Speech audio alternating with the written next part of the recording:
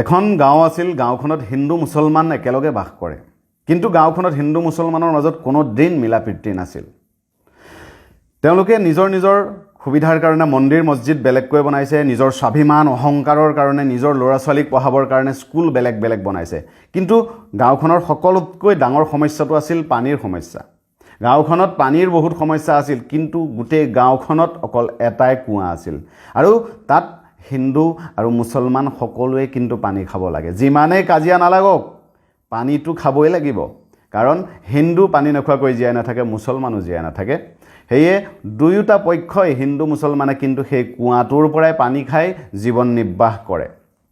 এবাৰ কি হ'ল, সেই কুঁৱাটোৰ পানীখিনিৰ পৰা লেতেৰা গোন্ধ ওলোৱা আৰম্ভ হ'ল আৰু কুঁৱাটোৰ পানীখিনি লেতেৰা হৈ গ'ল।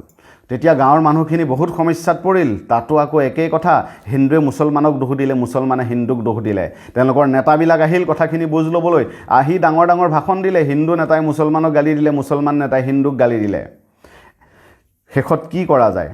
হিন্দু নেতাই ক'লে যে মুছলমানৰ ভুলৰ কাৰণে যেতিয়া এইটো হৈছে, তেতিয়াহ'লে মন্দিৰৰ পৰা অলপ পানী আনি শুদ্ধ কৰা যাওক। মুছলমানৰ নেতাইও ক'লে যে হিন্দুৰ কাৰণে যেতিয়া এইটো ভুল হৈছে, মছজিদৰ পৰা অলপ পানী আনি শুদ্ধ কৰা যাওক, আৰু পানী ছটিওৱা কাম আৰম্ভ কৰিলে, আৰু নেতাসকল ঘৰত গুচি গ'ল। কিন্তু গাঁৱৰ মানুহবিলাকৰ সমস্যা সমাধান নহ'ল।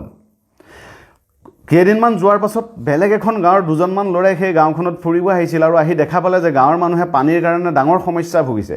তেতিয়া সেই ল'ৰা দুজনে গাঁৱৰ হিন্দু আৰু মুছলমান কেইজনমান চিনাকি মানুহক মাতি ক'লে যে কুঁৱাটোৰ পানীখিনি যে গোন্ধ ওলাইছে, তাৰ আচল কাৰণটো কি জানিব লাগিব, আৰু আচল কাৰণটো জানিবৰ কাৰণে কুঁৱাটোৰ ভিতৰত সোমাব লাগিব। ল'ৰাকেইজনে এডাল ৰছী লগাই কুঁৱাটোৰ ভিতৰত নামি গ'ল, আৰু তলত গৈ দেখা পালে এটা কুকুৰ গেলি তাত পৰি আছে, আৰু সেই কুকুৰটো তাত গেলি থকাৰ কাৰণে পানীখিনিৰ পৰা গোন্ধ ওলাইছে।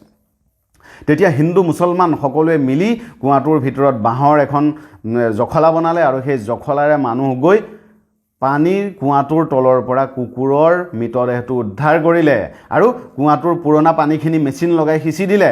তাৰপাছত নতুন পানী যেতিয়া আহিল, তাত ব্লিচিং পাউডাৰ দি কুঁৱাটো চাফা কৰিলে, আৰু এসপ্তাহৰ পাছত গাঁৱৰ হিন্দু মুছলমান সকলোৱে মিলি কুঁৱাটোৰ পৰা পানী খাই জীৱন নিৰ্বাহ কৰিলে। মই ভিডিঅ'টোৰ দ্বাৰা এইটো কথাই বুজাব বিচাৰিছোঁ, আচলতে আমি আজিৰ সমাজতো এইটো কামেই কৰি আছোঁ।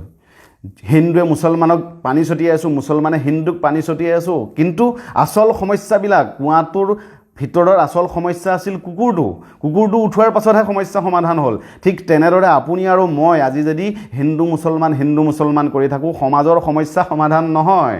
আমি পানী জৰা ফুকা কৰি যদি থাকোঁ হিন্দু মুছলমান কৰি, জীৱনত কিন্তু সমাজখনৰ একো লাভ নহয়, না আপোনাৰ না মোৰ।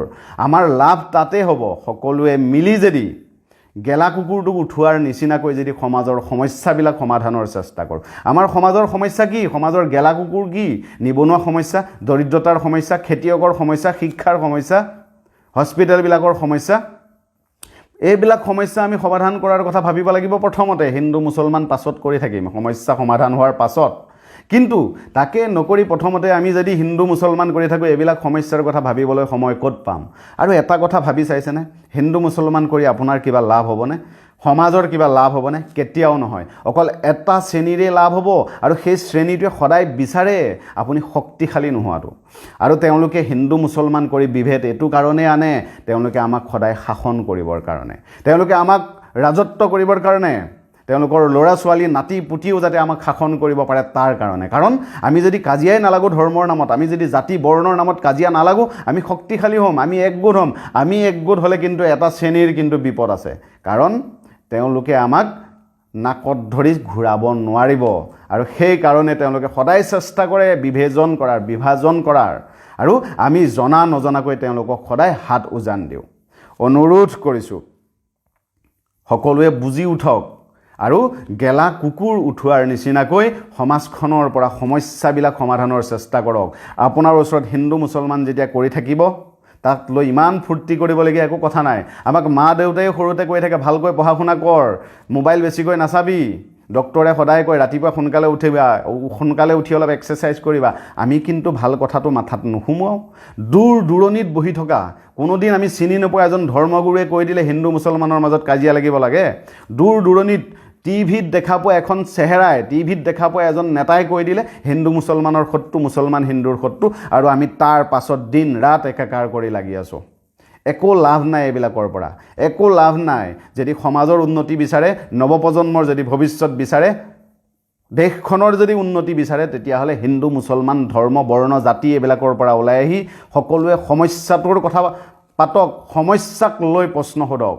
তেতিয়াহে আমি নৱপ্ৰজন্মক এখন সোণৰ অসম দি যাব পাৰিম। জয় আই অসম।